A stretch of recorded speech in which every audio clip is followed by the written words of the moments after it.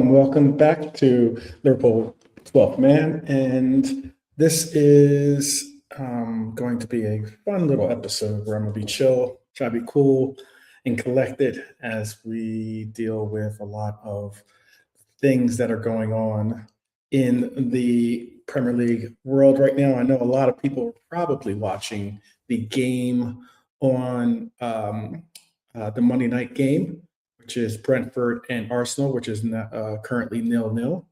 But we're here to talk about the 3 points that we gained at the Stadium of Light. We saw a captain's header, we saw a clean sheet, but it feels like something is still slightly missing. We had, a tragic loss of a player that a lot of us definitely rate, because when the right situation seems to be it seems to be somewhat of a curse when it comes to this year. Last year it was left back, this year it's the right back. So we're just handling what we can, doing what we can do best, and that is to march on. So hopefully we get a decent audience today. If you're watching this on the replay, appreciate you all the same. I understand, again, the game is on. Don't know what the score is. I have it on slightly in the background, but it is, let's see. It's still 0. So yeah, get caught up. 52nd minute currently, 0-0. And we might have Lee joining us shortly. I think Lee will be joining us, possibly. Let me see if I can make sure that he does join. Let me give him a link, get him to join us as well. But other than that, let's just get right into it. I'll give you a little intro of what's going to be happening today and on today's show. Because I know a lot is going on in a lot of people's hearts and minds. While Virgil van Dijk played savior for us, while Endo was unfortunately carried off on the stretcher, Arne Slot says this is the toughest season of his career by a mile. And I would say for some of us as Liverpool fans, it has been a very difficult season to go through as well. So shout out to Norm and shout out to Mark, both of you. Hello. But we're going to deal with the Endo injury and the structural depth that we actually have with this team. I know that the Champions League gave a report. I'm not going to say a report on this, but they gave a report saying that we wouldn't be allowed to replace Connor Bradley, for instance, since he is out for the season. We're not going to be able to replace him. So it still leaves a very big void in our team's roster. We're also going to go about and speak on whether Slot is still under pressure or not. Let's just be honest. We're going to talk about that. We're going to talk about the leadership and mentality of this club, these players that have definitely been through a lot. And we're going to also talk about Champions League implications and then the defining run, because we have a 5-game span. We're going to look at teams that we're going to be facing off against in the likes of that as well. We got Lee with us, though, now. How are you doing, Lee? Hey, good, thanks. Good, yeah. Certainly feel a lot better after the results, and the table looks a lot better, doesn't it? Yes, and things just feel better just a few days after the City disappointment. I mean, it wasn't spectacular, but I enjoyed it in that we defended quite well, like, you know, and limited them. And Ibu had a cracking game, and Virgil alongside him too was solid. And we look like, you know, a team. We look more like a team. It's just a simple way to put it. We look like a team a bit more yesterday, like connected all over the pitch, trying to get them points, and we did in the end. And I don't want it. It's once bitten, twice shy with predicting whether this will be a turning point, because we've done that too often of late. But it's a good start. It's a good start anyway in our attempt to stay in touch and qualify for the Champions League. What's that song? Twice bitten, once shy. Isn't that how it goes? I think it's once bitten, twice shy. Once bitten, twice shy. Okay. Yeah. That's how I feel. About predicting a sudden upturn in form and performances. Like, I don't want to go that far, but it was encouraging. Like, and it was great to get a clean sheet. I do love a clean sheet. Sometimes I love a 1-0 win, because they're not that common. Like, or they weren't for us under Jürgen, the way we played 1-0 wins. But like, I love 1-0 wins sometimes. Like, it's the best thing for me sometimes. Yeah, it can be, certainly, and it actually 2 steps forward, 2 steps back. There you go, Norm with the Paul Abdul. Yeah, it is a case where a lot has happened this season for us to not necessarily be exactly. How can I put it? Like, because we've seen this happen before. We've seen a game where we've played well, or we've had a gritty win against a good team. And let's not get twisted. I know Sunderland is a championship team, but they are a good team. They've played well this season, and they've been extremely, extremely well at home. I don't know if Xhaka would have been the difference maker for them or not, but I certainly was appreciative not to see have to see Xhaka in that game. But yeah, it's been wild. It's been a wild run this season with all the injuries that we've been having to that we are fortunate to navigate against, or not navigate from last season, but certainly this season have taken on a lot more injuries than normal. Yeah, I felt it helped our cause that Xhaka was absent from the side last night for them, because he's been really good for them. He's been probably the standout player for them of the season, hasn't he, before he got injured? But that helped a little bit. You could see why they haven't lost their own. Like, it was we had to fight for everything, and I was glad we did that. Just managed to get one over on them. But I mean, look, the thing is, the upcoming fixtures, they're all against sides who are struggling. I mean, Forest have just sacked Dijk, haven't they? I think Vitor Pereira's been installed. Yeah. So whether I don't know whether it's going to be a good or bad thing come the time we play them. He'll have had enough time though, then, because we've got to wait a week for the cup match. Well, only till the weekend, but then another week. Yeah, it's 2 days. Then another week for Forest. Then it's West Ham in it, and then Wolves away. So the 3 games against 3 struggling sides, aren't they? But that's where we've stumbled a lot this season. We drew like Leeds, drew against Burnley, only just about beat Burnley away. So nothing's a gimme. I mean, games are never easy in the Premier League. That you do know, like season on season, there's no easy games. But these are 3 games we should be winning. I think Forest might be the toughest of them 3. Forest away, and then West Ham at home, and Wolves away. But we'll wait and see. We've still got a decent side. Fell off a lot from last season, Forest, but still a good side, and it with some good players. Yeah, certainly. Yeah, I did see this too, by the way. This was I saw this. Hyler says, "Did you see Ox got his debut for Celtic after not playing any football since May 25th? He came off the bench and scored the decider for Celtic. A real feel-good moment, certainly was to see him. It was really good to see for him. I like Ox as a player. I haven't seen it, didn't know about it. Yeah. I like Ox. Yeah, I mean, speaking about a player that not going to play for a while, or not going to play for a while too, as well. Look, when Wata went down yesterday, you could see that it looked bad, like it was forced. Looked like with the body weight planted on like he lunged to try to get the ball away to kick, to try to make sure that the ball didn't going out of play. It was the immediate instability that you saw when he got the foot stuck in the turf and underneath him. The projections are worrying because basically what they're saying is as a high ankle sprain, a fibular fracture, or maybe both. And that's They're potentially one of the 12 weeks. worst, aren't they? They're one of the worst types of injuries that where you go over and all your weight goes on a joint. Or, like, I mean, it's more Exactly. than just a joint there. You've got other bones and all sorts attached there.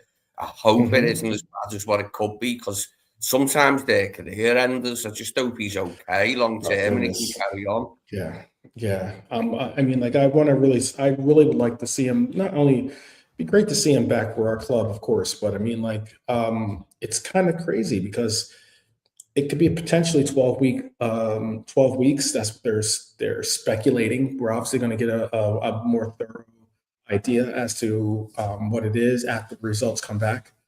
But why it's troubling is because it's season-ending territory. It Mm, could be the last time we see Endo play for Liverpool, possibly. yeah. And that's even worse for some of us that actually rate the player. And For it's me, tough. the It's way tough. it happened and the seriousness of it and the fact that he was filling in at right back, it's just a little microcosm of our season. Hmm. The way it's gone, that curse at right back. I mean, it's so many players this season. I think we've had like 7 or 8 have we played the position this season. Now Right. Endo steps in for a few games and it was his first start as well, wasn't it? It was his first start in a long time, and that happens. He was playing well. He was competing well. I love the way he got up and carried on. He tried his best, but he just went down and went, "No, this ain't happening. I cannot stand up any longer." But yeah, Right. it was a horrible thing. It's just one of those things. In football, unfortunately, no one's to blame, the opponent, none of that. It was just one of those, they are ugly to watch, when you see it in slow motion as well. You can almost feel it yourself, can't you, as you're watching? Yeah. Yeah, you could. You really could. And it was tough to watch. Almost as tough as seeing Arsenal go up 1-0, apparently. The Maduke header. But look, Endo is playing right back. We've lost Connor Bradley. We've lost Jeremy Frimpong. We didn't even have Thomas Abasalai available. This right back role has been really, really a cursed role for us this season. Um, we have to figure it out, though. I'll ask you this real quick, though. Is this not, or should this not be possibly Ramsey's sliding door opportunity, his real sliding door opportunity? I mean, You would I think know that so. Joe Gomez can play the right back role. I get that, but then again, you almost don't want to, with not having a real center half option, other than having Gravenberg play as a makeshift center half, making Gomez have to play right back could be problematic for us. And on top of that, there's no guarantee that we're going to get a 90 minutes out of Gomez, considering he's just working his way back to fitness himself. Like, can this coach really get beyond his ego? And that's what I'm calling it now, at least. Um, and allow for this player to do what he is a specialist in doing and be a right back. We saw what we got out of Endo, which is fantastic. I don't expect anything less from Ramsey, and if anything, I expect I wouldn't say better, but I expect to see a player that is more suited to the role of right back, he might not play with the same grit and heart, but he certainly will play with the same emphasis at the role. I mean, what is it that this guy's got to do to get a chance? Do you think? I'm not quite sure. I mean, the way it's going, it would seem inevitable that he would actually play at some point because there will literally be no one else at some point, the way things are going. Right. But it's always a tough one when a player hasn't played for the first team in a long, long time. Mhm. And he hasn't been around the first team in a long, long time. And Right. all we could surmise would be that Slot's had a look at him and his level and thought, not for me. That is just key from like, as an absolute last option sort of thing, which sounds a bit Mhm. disrespectful to Ramsey, but that if that is what it is, then again, it is what it is. As with Chiesa, he's not a player, he looks at as a genuine possibility. But Yeah. we don't So actually low. know that yet, do we? We're not actually sure because he has had other players who've played more recently to stick in there. And if Joe comes back and stays back, and he's okay with using Joe at right back, because obviously we do really need some cover just in case it's centre off. But if he's okay with playing Joe at right back and his physique can withstand it, then we'll be okay. I'm happy with Joe Mhm. at right back. I don't know how long Frimpong's going to take, but hopefully it won't be too much longer before he's back. Because we miss him, Yeah. we miss his pace and his direct running, his ability to get to the line on his right foot. Yeah. We're Yeah. missing that now, like in the last few games, and you can see that. It's Yeah. something that was just starting to take shape, wasn't it? Like as being a feature of our play from Hong's pace and the direct running of him on the outside. So hopefully he'll be back before too long, and then we will have Joe as backup for Ibu and Mhm. Virgil. Which is what we need. We've still got quite a lot of football to play, like so. Yeah, I'm not that convinced Ramsey will ever. He might come on as a sub once, maybe, but it'd probably take quite a few more injuries for that to happen, I think. Yeah. Lone Sheep was saying he has to be Dutch for him to get an actual opportunity. That's a tough one. That's a real tough one.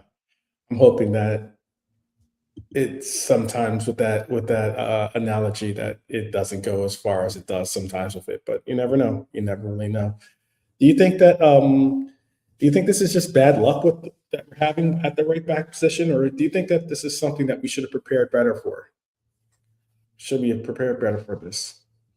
I don't Don't know if you really. can. Not many teams bring on three right backs, or not many teams go and say, "Okay, we're going to have three No, true you don't. forward It's an back." anomaly this season, and it happens. I've seen it before with us and with every other club, many other clubs, where in one particular position in a particular season they're cursed, and everyone who normally plays there gets injured, and all the standings go in there and start getting it. It just happens sometimes in football. Right. It does seem like a bit of a curse, isn't it? You know what I Kind of mean? does. It kind of does. Dark forces are against us. Yeah. I,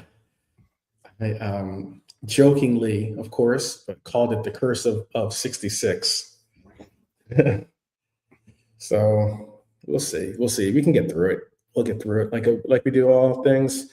Um, I wanted to talk though about the result was fantastic. We're all happy with the result.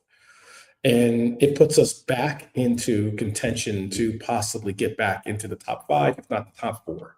Because it's not a guarantee that five places are going to go to English Premier League. It definitely seems like it's more likely than not to have that happen. But you want to definitely get as far up in the table as possible to secure yourself a spot in the Champions League. Obviously, the title is long far from being off. And we definitely want to secure as much silverware as possible. Got an opportunity this Saturday, but we also have obviously the Champions League still in play. And it's tough because this game, although we won, do you give it all? Do you give all credit due to Slot for this win? Like, as in, do you think that he's engineered some way of getting us back into a place where we will be competitive in all aspects? Or is it that do we still seem like we're, wanting or someplace just a step off, maybe?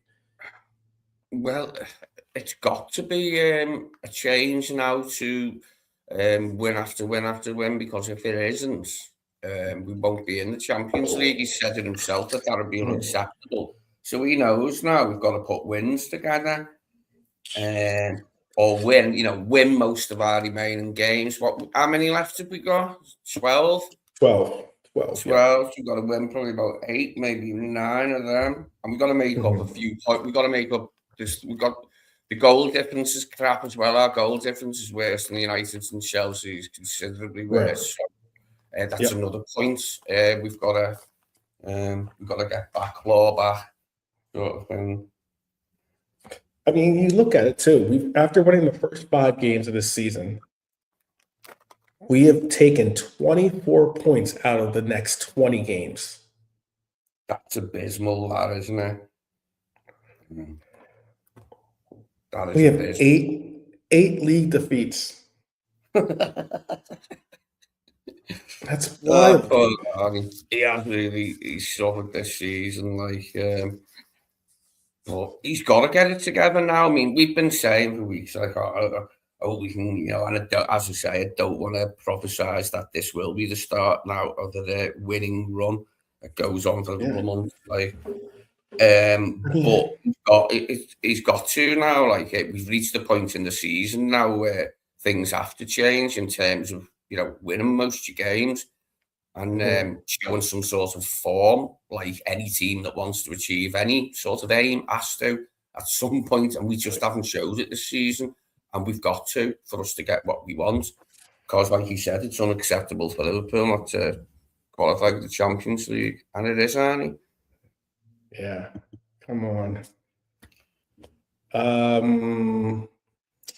have the game on. I'm probably gonna see the score come up here pretty soon. But when I close a tab, it closes it pauses the game. So I'm only on the 65th minute.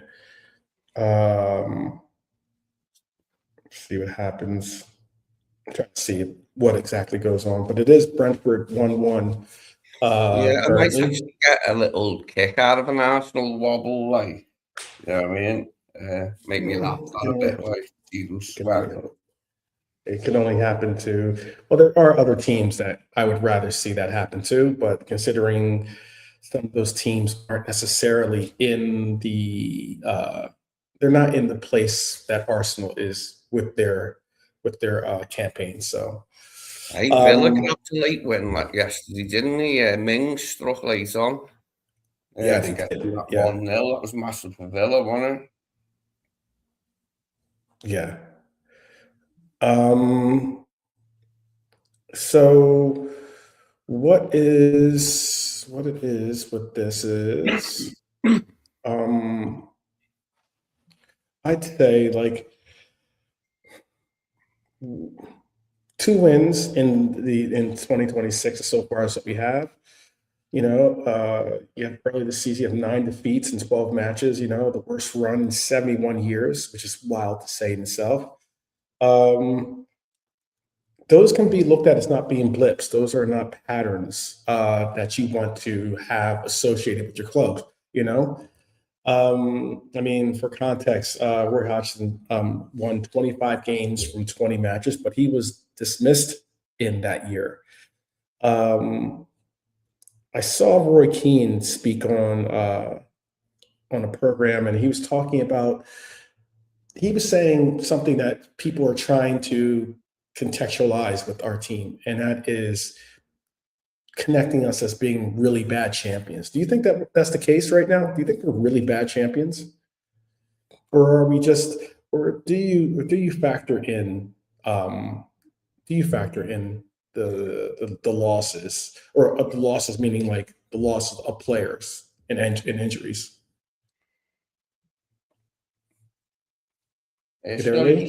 Just repeat that one for us. Just saying that, like, basically Roy Keane was saying that he thinks that we're really bad champions, and I was saying how I don't think that. I don't know if we're really bad champions, but it could be a factor of injuries have impacted our team massively this season. Obviously, we're talking about all these right backs out. We're talking about, like, the situation with Isak going out. Like, is it a case where maybe, that is more of the that should be more of the focus, as opposed to saying that we're just bad champions? Do you think? Because that's what Roy Keane is saying. Yeah, I don't think injuries have helped. We've had them all season in different positions, and they've mounted up and they've cost us. But it's more than that. It's a lot more than that, obviously. No, I think it's fair to say we're bad champions. We have been crap champions and haven't looked anything like champions this season, aside from the odd games, such as the 2 Arsenal ones. Then you possibly could say, oh, they were the ones who were champions last season. Oh, okay. Right. Apart from that, we've not looked like champions hardly at all, have we? Right. I see Jordan Henderson about to get in, or he's in now, I'm sure, but he was on the sidelines about to get into this game. But all right, but okay, so let's then look at the other side of it. Slots won the league in his first season. Obviously, he holds a 61% win record. That's the highest in Liverpool history. But I mean, obviously, it's only a year and a half. Despite the fact that we've had such a pretty poor run this season, that says how exceptional last year's season was for us. And the board backs him, basically. They publicly back him. Obviously, we know that there's a lot more going on. We've seen the round table. We know the impact of the losses that we had. And Slots admitted that addressing the squad after the loss of Jota and everything else were some of the hardest moments of his life. And these are really, really incredible times that we're going through. He said something as simple as, I think we have only been outplayed in 3 halves this season. I think that's a bold statement. Do you agree with him that we've only been outplayed in 3 halves this entire season? They've been outplayed a couple more times than that. Yeah. And that's the thing about it. It's like 8 defeats, 6 draws. That doesn't really align with that narrative. He's trying to play 3-card Monty with us, in a sense. It seems like it's a wild circle, I guess, because that a lot of the content creators and the pundits and the likes and the noise that you hear online definitely tend to be A, that we're bad champions, B, that Slot needs to go, C, that it's starting to even the attention is even starting to turn towards the board. Football's wild and it moves quickly, and I don't know if this coach is able to get us Champions League, if this coach is able to get us a FA Cup. Is that enough to keep this coach here? Not for me, no. Whatever happens, I'd move on in the summer. That's the personal thing. Though there are people that still disagree, still think he's done enough to stay, and that. But the numbers are diminishing, like on a weekly basis, of people who believe he's still the right man.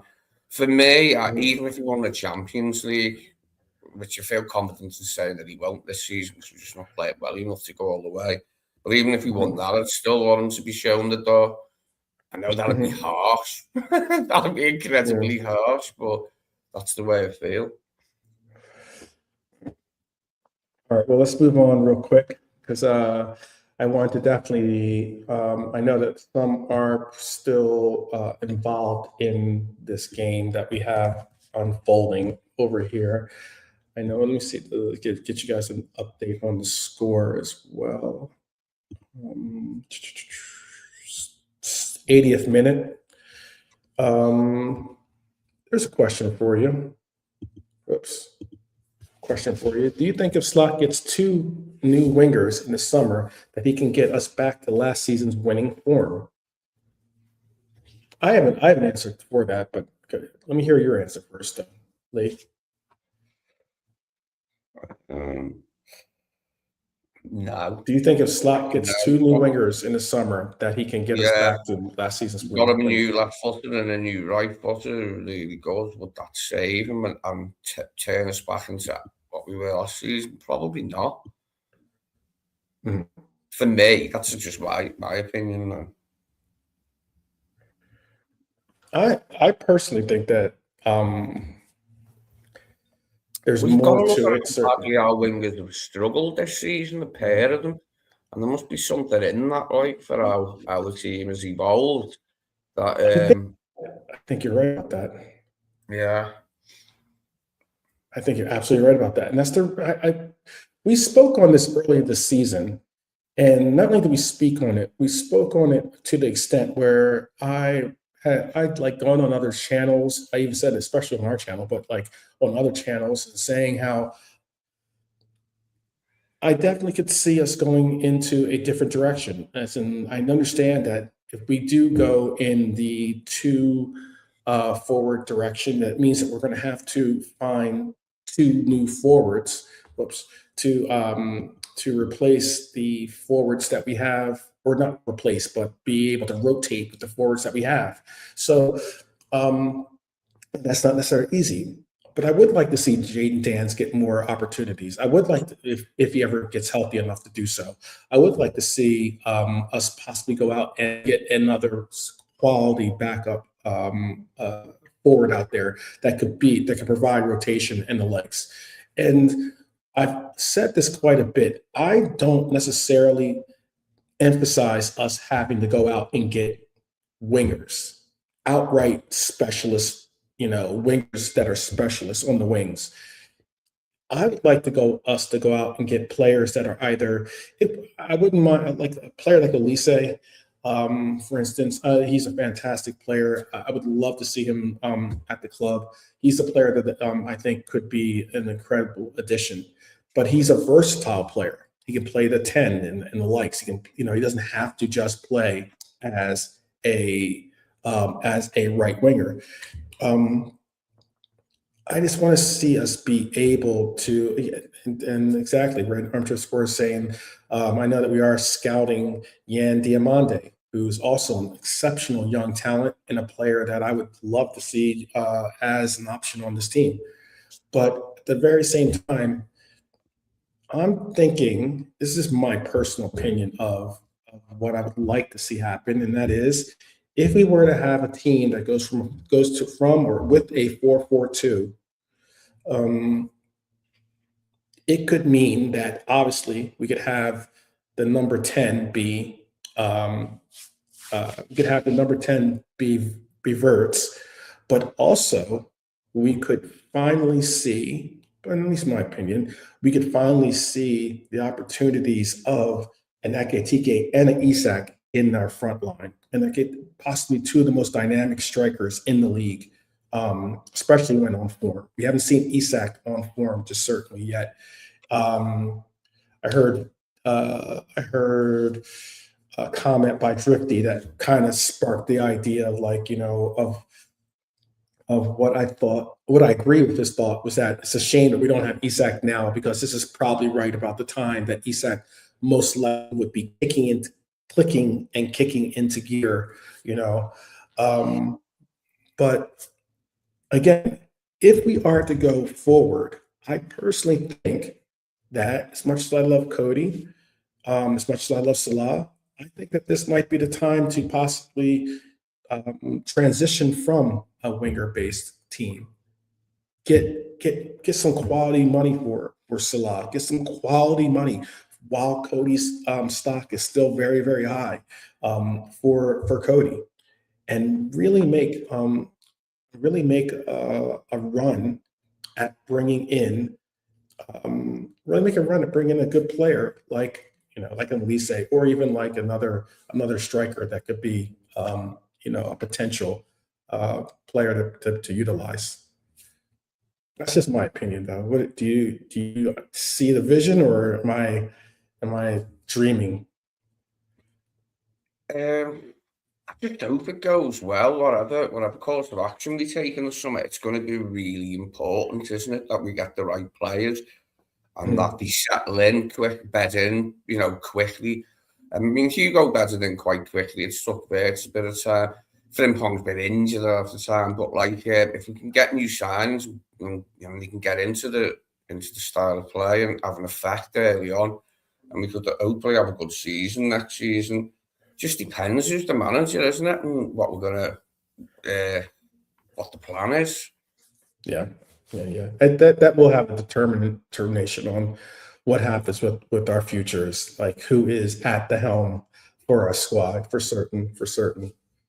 Trying to see if Brentford can score here. Nope, doesn't look like they can. It's had a promising corner kick, but it goes for naught. Um, it's just a Brentford have question done of, so well, haven't they, this season? They were totally pillaged, weren't they? Like for Norgard yeah, and yeah, Waymo. They'd lost Dark Tony before that, and they just yeah. keep on going. And I thought they'd struggle. I actually thought they'd struggle a bit with Keith Andrews They instead of lost their Frank. coach. It They worked lost out their that way. yeah. It's They Frank lost who's their been coach. struggling, not Keith Andrews. Yeah, exactly. Lost their coach. They lost two of their best players. And they keep going on, keep going on. Oh, it's got a yellow card from. Yeah, there was a comment here from Hylor about how they sold 158 million euros worth of players. A lot. From Buemo, Visa, and their captain Norgard, and they lost Frank and ended hiring their set piece coaches. Yeah, go figure. Set I piece remember coaches have. Keith Andrews, yeah. It wasn't a particularly auspicious career, just a bit of a journeyman, competitor, and that, which a lot of the top managers generally are. Didn't have great playing careers, or not on a great level. Anyway, should we put it that way? But yeah, he's done brilliantly. Been really impressed with them this season. Yeah, yeah. I wouldn't be surprised if there's maybe a set piece coach out there that gets a surprise promotion to head coach, considering the way that the league is established these days. Um, oh man. Um, I was going to say Virgil van Dijk said some stuff though this weekend, and it was or after the game actually, and I thought it was pretty insightful what he had to say. I'll give you exactly what his interview said, and you can tell me what you think about the thoughts or about what he had to say. But in the broadcast with I think he was with Jules Breach, who's with the TNT reporter, he said, "quote Was it an own goal or was it mine?" He says it was going on target surely. That's confidence. Obviously, that's the presence to know that that he knew what he was doing when he made contact with the ball. But what he said after really matters, and that is, he says it was a great win. It was hard work on a very difficult pitch, but we are very pleased with the 3 points. To come here and play like we did, we deserve the 3 points. Sunderland has shown how difficult it is to beat them. They deserve a lot of credit. For us to win and keep a clean sheet is a good night for all of us, or good night for us, excuse me, but it is a good night for all of us. Um, I think that's good that he didn't deflect. He acknowledged it was difficult, but he didn't deflect. He said Ibu was like outstanding. He said Maka in front. Everyone put in a shift. He says, I'm proud of the guys. They worked so hard for this today, and it's great to see. I think that this team, whether they are fighting for the coach or not, that's I guess neither here nor there. I don't know if I agree or not if that's the case, but I will say that I don't believe that this team has given up on each other. I think that's the most important aspect of a team is that you can't give up on each other. You might have things you don't agree with the coach or the approach that the coach goes with or this or that. But if you don't give up on each other and especially yourselves and you believe in yourself, I think anything's possible. And so that's what we've seen with that win yesterday because at times the first half was promising. That second half, though, Sunderland were determined to try to make it a match. And he went on to say, it feels very big, but there is still 12 more games to go. We have to try to keep improving and keep finding consistency. We did well against City, apart from the last 10 minutes, so we have to keep building and stay confident. That's confidence. I like that. And Florian Wirtz even added, the club deserves to win trophies. As players, we always want to win something. There's opportunity to go.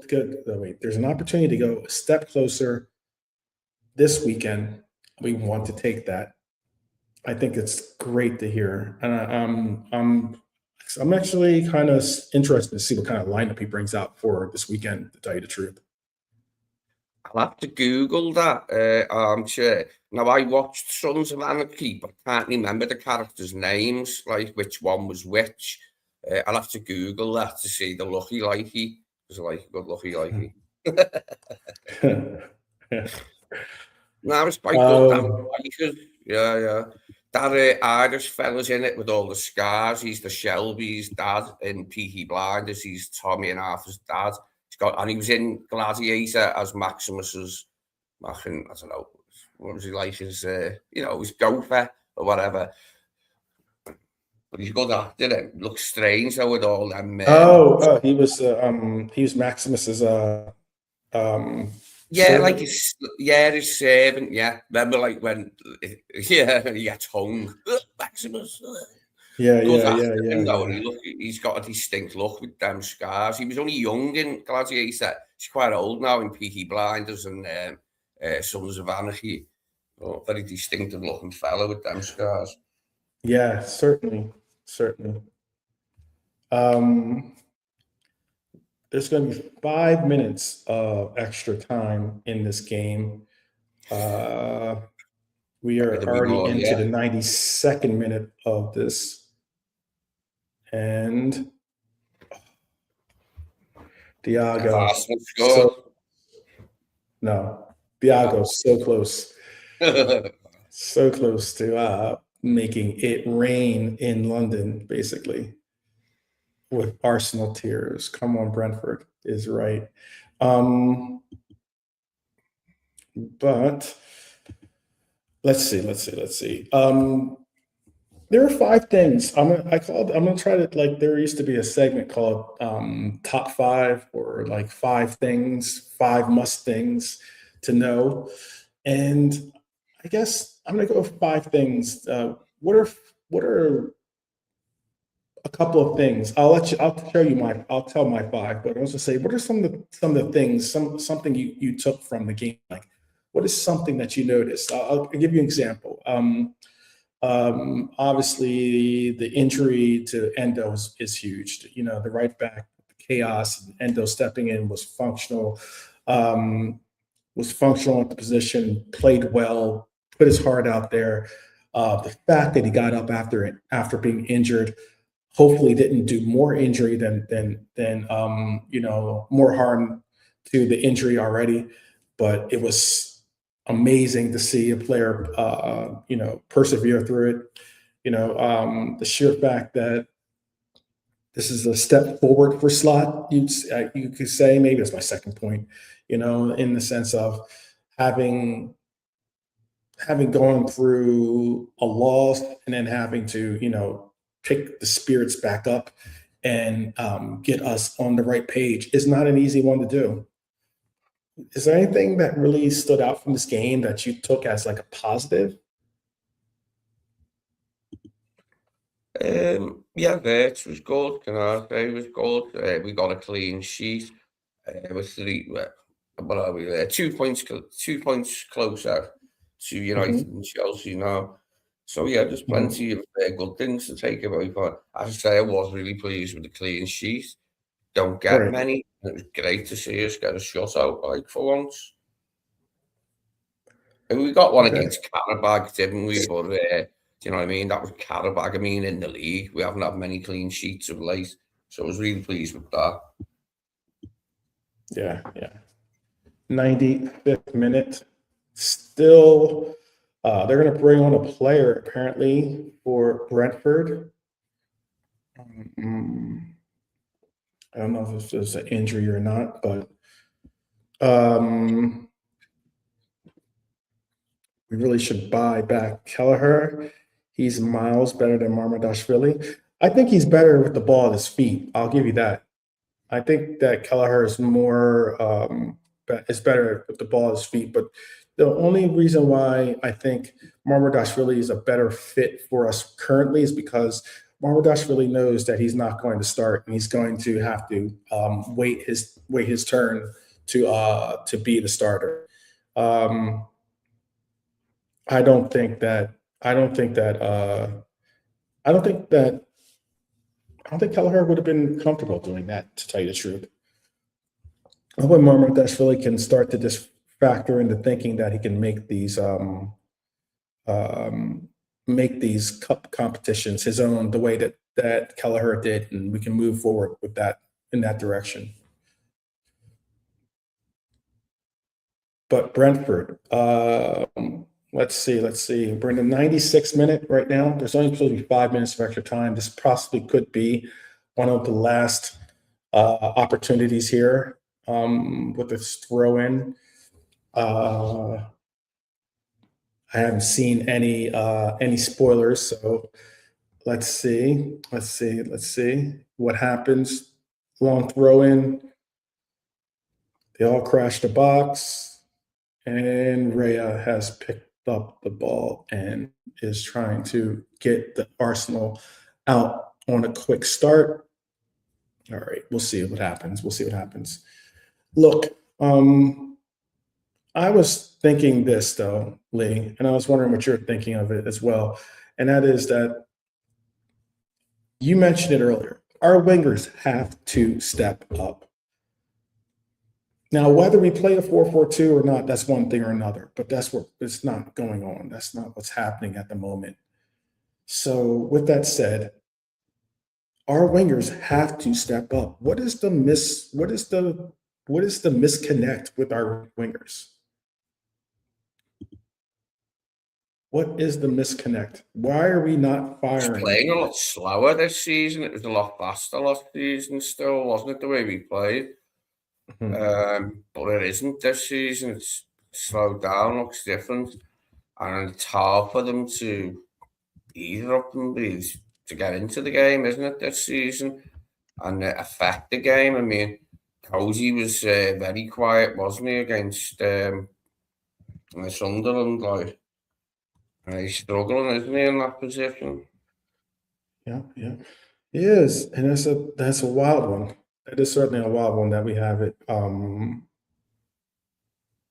It's like I don't know why. We don't want to see the late drama. We'd like to move away from that. It's cool. They move away from that. Champions League, we have to obviously focus in on that as well. I think that the fact that we've moved on to the FA Cup is fantastic. But geez, man, we have to figure out some things with our preparations of getting Mohamed Salah not only involved, but also dialed in. It seems like something is still off. I know, though, I will admit, though, that I know his grandfather just passed away. So, and rest in peace, and our thoughts and prayers to the family of Salah. But we need to figure out how to get him dialed in some way or another. Like as in, a lot of heartache and pain is not easy to play through, not easy to play through at all. But we need to figure out how to make it work for him, to say the least. Yeah, it's 1-1. So we got a draw. Let me get you guys some updates as well. since that is a final. So currently, Arsenal sit 4 points ahead of Manchester City with 57 points, leading the table.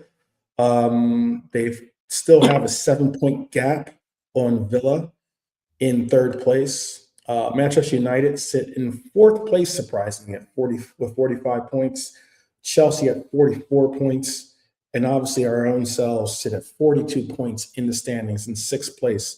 Brentford, you realize, I know you mentioned something, or I think you mentioned it, but Brentford with a win would have been equal on points with us at 42 points. But because of the draw, it places them with just the single point and puts them at 40 points, excuse me.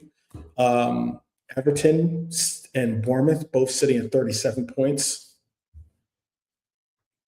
It is going to be an interesting run, a very interesting season run. ended next weekend, like with one last game, we'd be struggling to get Conference League, wouldn't we? There's a bit more of the season to go. Yeah. Agree with that.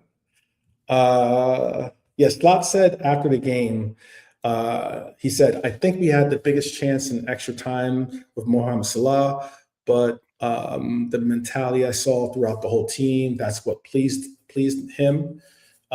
He praised Endo staying on injured. He praised Ibu handling Brabi. He said Salah's defensive work actually was good in this game. I'll have to check out the numbers on that, but Salah's defensive work is what he praised. And he also said McAllister.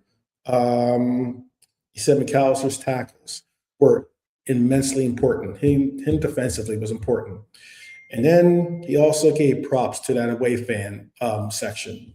He said they were absolutely electric for those final 20 minutes, and they helped get them through what was a ugly little bit of rain that they had to go through. It was a horrible dirty night, wasn't it? Windy and rainy, like it was a horrible night to play in. What was I going to say? Sorry, go on, carry on. No problem. Yeah, no, I mean, mentality needs, obviously our mentality monster needs to be fed. But only 12 games remain. I'm gonna go through the next 5 fixtures for you. And I'm gonna ask you what you think is a possible result for these games up here. We have Forest next. This is all Premier League, obviously. This doesn't include the Brighton match on Saturday. But we have Forest away. Are we looking at a win there? We need one. But they're going to be up against it. We need one. But do you think we can get one? It's never traditionally a game that's easy that we will win by 3-4 goals. You never see that when we go to Forest. It's usually by sort of like the odd goal in 3, or we might win by 2 goals at the very most. But it's generally like that when we go to Forest. It'd be a tough game. I don't know whether the dice shacking will be a good or bad thing by the time we get to grips with them. But hopefully we'll have enough to get over the line in that game and then bring it back to Anfield for West Ham, innit? Yeah, and we should beat them. As far as now with a new coach, the only thing that is tough is that 2 of the teams that we're going to face are going to have new managers. And you know how that new manager bounce sometimes plays a part in making it more difficult to beat a team, even if they're not necessarily in the best of form previously. For some reason, maybe the realization that you can't. All the emphasis can't be put on the coach anymore. It has to be put on to the players, as in it's on their shoulders now. It always is on the shoulders of the players, but still, sometimes the coaches end up being the scapegoat in a lot of the cases. So if you have Forest, if you have West Ham, we have Forest away. That's a win. I'll go through the games with you. I have Forest being a win. I guess Sean Dyche is gone, but the bounce. But It's a winnable game. West Ham home certainly should be a winnable game. Can't be a game that we look past. It has to be a winnable game. Wolves away, another winnable game. That could be 3 games on the bounce, or 4 games on the bounce, actually, right? Then you have Spurs at home. A very winnable game. Very winnable game. Spurs play us well, but they shouldn't beat us at Anfield. And they have Brighton away. I'll put a draw in there for that one. That's at least what I'm seeing as being a possible scenario. That would mean that we would have 13 points, right? Manchester United, who sit now, let me make sure what they sit at. They sit 3 points ahead of us. And City, and they sit 3 points ahead of us, and Chelsea sit 2 points ahead of us. They face Everton away. That could be a tough game. I'm not saying that they lose, but that could be a tough game. I can see a draw on that one. Then they have to go back to Crystal. Then they have to face off against Crystal Palace. Crystal Palace has fallen off incredibly this season. I don't know what's going on. Maybe it's because they've lost Gahey. Maybe because they, the uncertainty of their of Mateta and whether he's going to get surgery or not, and this and that. Strand Larson is certainly a good addition to the club to help pick up the extra weight. But Crystal Palace at home for them. Well, win or loss for you, for United. Just going off this randomly, doing some crystal ball situation. What do you think, Lee? Are you there, Lee? Yeah, I am. United's games against who, did you say? Crystal Palace? They're not in a great. They've just lost to Burnley, haven't they? Lost the 2-goal lead to Burnley, Palace. I could probably see United winning that, sadly. Yeah. For me, it'll be Chelsea will catch, if anyone. United have got that extra point on us and better goal difference. So that's 4, really, isn't it? We've got to make up on them. Yeah, we could do it. They might start dropping points. I'm hoping that the Carrick thing, the bounce they've had from his arrival, and then when they started winning, dissipates. After the draw they've just had. I hope there's more losses of points, but I don't know. It's a tough one, that, because Palace, they just haven't looked that good lately. After losing a 2-goal lead, losing 3-2 to Burnley, that was bad. So they're not in good shape. Yeah. Who's Chelsea got this weekend? Well, I'm about to get into that. Let me get through all of the games for United first, then we'll get into it. Obviously, United don't have Europe. They don't have domestic cups. That's a significant advantage. That means they're only playing 1 game a week. But they have Everton. I have a draw in that game. They have Crystal Palace. I'll give them a win against Crystal Palace at home. They have Newcastle away. I'll give them a loss in that game. Villa at home. That's going to be a determination. That's going to be a big determination game for them as to whether they can stay in that top 5 or not. Villa also need to hold on to top 5 themselves, and that's going to be a very important game for them as well. Because if Villa is not careful, the pack could start to slowly catch them. They're starting to lose pace with winning or catching Arsenal. They certainly don't want to lose pace with keeping their spot in the top 5. I have it as a loss, but I kind of feel like it could be a draw. Bournemouth away is going to be a difficult game for them too, but I'll give them a win on that in that case. So That would be a draw, 2 wins, and 2 losses, which would be 7 points. Chelsea, as you asked, have Burnley home. Then they have Arsenal away. Then they have Villa away. They have Newcastle at home. And then they go to Everton. That's all. They have that's a typical tough schedule, that. Tough schedule, that, for Chelsea. Glad to hear that. Yeah. Not an easy run for them. And that's why it's one of those cases where it's like, you never know what, there could be certain settings that could work out for them. But the Burnley, yes, I'll give them the win. But Arsenal away, I don't really see them getting a win at the Emirates, to be honest with you. But, I'm sure a lot of us wouldn't mind seeing them getting a win, considering what the result would be for Arsenal. But it's going to be a tough win. I'm not giving them a win at Villa. Newcastle home is going to be a tough one, but I'll give them a win for that. And then Everton away is going to be a tough game too. I'll give them a draw for that.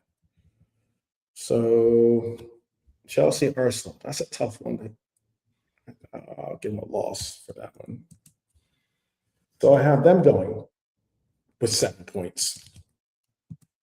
And that would mean that if that was the case, we would see ourselves being able to pick up the difference in not only surpassing them, but putting some space, putting maybe like a game of space between us and Chelsea, and maybe a game of space between, or 2 points, a draw result in between us and United, which will be I guess what we would love to see.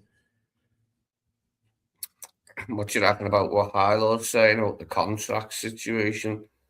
It has been worrying, hasn't it? Just how many players, contracts to have Ibu to happen so soon after Trent. It was worrying, wasn't it? Apparently, I just went off his head when he walked back in and found out that we'd let Ibu. So I think he moaned about Trent as well. It's like he'd been here and then left and come back. That's what I heard anyway.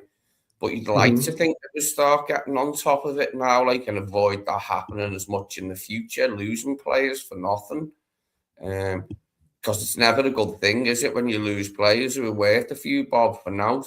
Because Trent was worth money, if he'd been under contract. Ibu, if he'd been under longer contract, would be worth considerable amounts of money. But yeah, it's been worrying for sure.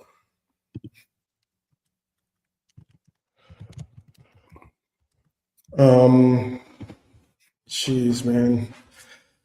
It's going to be a tough one. Contract negotiations, top 5 finished, trying to get that done. FA Cup run still to worry about. Champions League still in the mist. A lot to work on this season. A lot to work on. Curtis Jones' contract runs out next season, that it does. And I think, I'll be honest with you, it depends on what Curtis Jones's relationship with the coach is, I think, at the end of this season. Let's be honest. I know a lot of people saw the fallout that happened, and with Trent, at least with what he had to deal with, Curtis and Slot, and then all of a sudden Curtis isn't getting the minutes that he needs to get, and Curtis wants to make a run for the World Cup himself. I understand why he would be probably a little tipped or miffed, however you want to place it. I know it's strange that after we did have a good summer, good signings come in, but the squad still needs so much work, doesn't it? And it's not just that we need more players coming in. We need contracts sorted out with players who are still here and whose contracts are running down. There's a few things that are up in the air and need seeing too. So hopefully they're on it. The backroom people like Hughes and Edwards and their minions, hopefully we're worrying about nothing. These are the contract, new contracts for certain players, such as Sobbers, Curtis, whoever, other ones that are run down. Hopefully you'll get it boxed anyway. Yeah. Look, we're all bruised and battered a little bit here, but we, much like Rocky, we're going to continue to muster on. And, the injuries are mounting, pressure's building, narratives circling, however you want to look at it.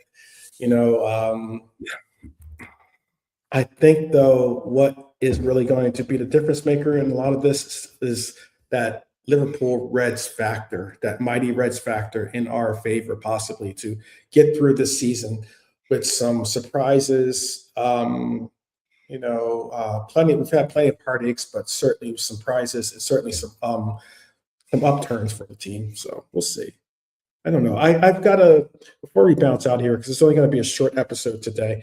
I'm going to show you a little bit of what I truly believe is a spot on Red Zen, because we need to get the proper energy going for our club, and also to keep a smile on a lot of our faces as well. It's difficult because a lot of teams around us we're picking up form, but certainly now we've started seeing some of them falter just a bit.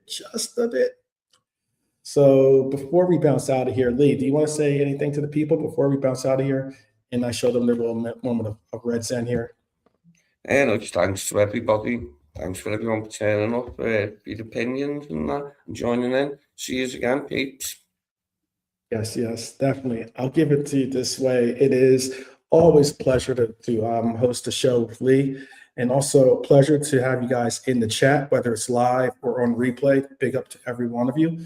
And I'll say this, look, we might not have to deal with this right now, but I'll tell you what I noticed.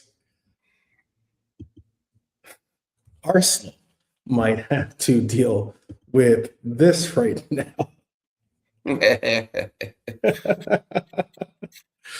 Because that's exactly what it is. Yeah. Obviously, it's his old boss, isn't it? Like in Tutor, who's Exactly. menacing him here in the rearview mirror. Exactly. So there you have it. I would say tune in tomorrow. We're going to have a preview for the FA Cup final. Or excuse me, well, I want to skip the FA Cup final, but the FA Cup game against Brighton at home at Anfield. Tomorrow's going to be a busy day for me, but I certainly will be looking forward to hopefully having Lee and the crew, and hopefully you two here with us tomorrow. So until tomorrow, definitely up the Reds and take care.